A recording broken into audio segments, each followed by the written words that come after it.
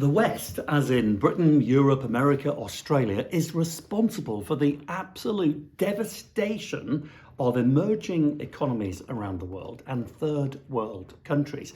This is an opinion of a chap I met today from Bulgaria, a taxi driver in Edinburgh. Fascinating guy, really nice guy, really liked him. It was very interesting. But according to him, the West is responsible for the devastation of these countries. And the reason for that, he says, is the West's lust, its unsatiable lust for cheap labour. Now, the irony is, he's a taxi driver in Edinburgh offering cheap labour, and he's been doing it for 9 years. And I put this to him, well, if the West is responsible for sucking all of the labour out of these countries and ruining the countries, why are you here? And he said, simply economics, money.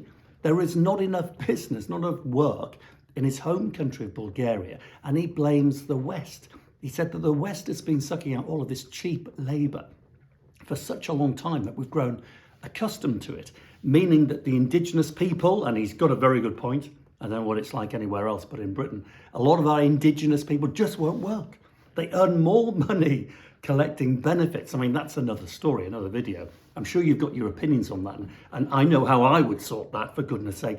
They work for the benefits. That's how I would sort that. But he said because of our insatiable desire, he and others like him have had to leave Bulgaria because he earns more money here, leaving his country devastated. And this is interesting. This is what he says. It's devastated, he says, because people with work ethic have gone. They've gone to the West to earn more money. Leaving at home, mainly men, by the way, he did say this, vast majority men, leaving at home the women, the elderly, the infirm, and the fundamentally lazy who won't work.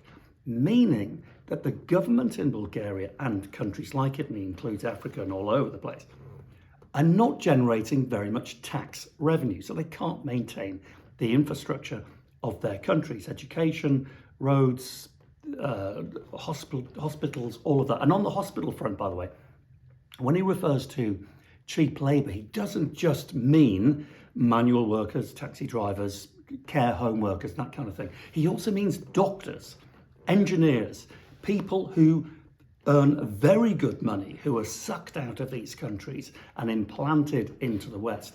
Because the West, not only does it want cheap labour, according to him, Bulgarian taxi driver, they want to save a fortune in not having to train their engineers, their doctors, their dentists, whatever. They want the poorer countries, and he's got a very good point. You tell me if this is wrong. We want, apparently, the poorer countries to go to the effort to train doctors, as an example. And once they're trained, we'll have them in the West, America, Australia, Britain, Europe, because it's cheaper to import them than it is to train them. Meaning that the indigenous people are not now, well, they are, but there's not very many of them becoming doctors. You see where I'm going.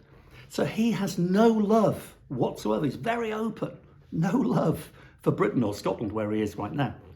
But he's using it to earn some money to go back. But what he said is that morally, he can't do it for very much longer. He has to go back to Bulgaria to try and do some good for his own country. So what do you think about that? This is a train of thought that is it's not shared very much. It's certainly the first time I've heard it.